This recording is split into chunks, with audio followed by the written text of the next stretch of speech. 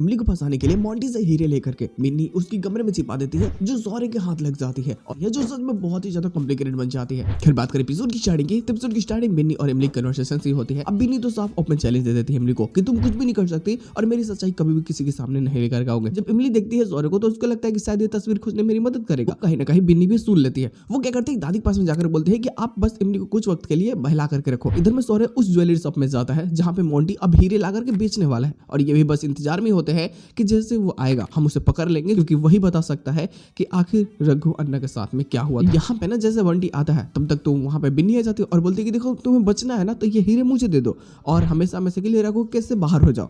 और ऐसा वो करता भी है, वो हीरे इसको दे देता है और बिन्नी ये हीरे ले जाकर के इमली कमरे में रख देती है। हालांकि अब थोड़ा सा मुसीबत क्रिएट हो जाता है, क्योंकि जब शौर्य को लगता है कि कौन होगा जो लास्ट वक्त में रघु के साथ में था, तो इसको याद आता है कि इमली हो सकता है कि हीरे उसके कमरे में हो और ये बस उसके कमरे में जाकर के तलाशी लेने लगता है।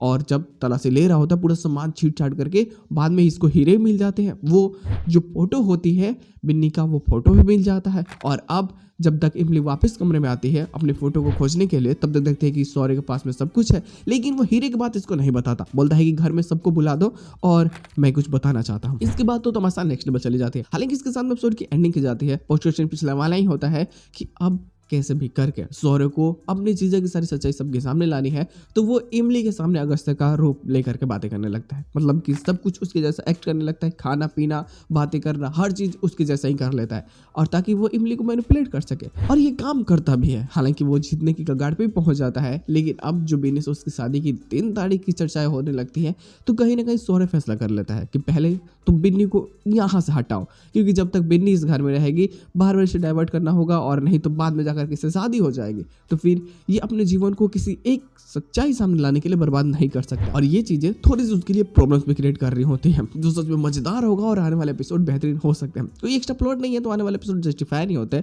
बट जो भी चीजें होंगी जो हाईलाइट्स के थ्रू हमें देखने को मिलेंगी, हो सकता है कि वो मजेदार हो। तो देखते हैं लोग आने वाले एपिसोड में और क्या बेहतरीन चीजें हो सकती हैं।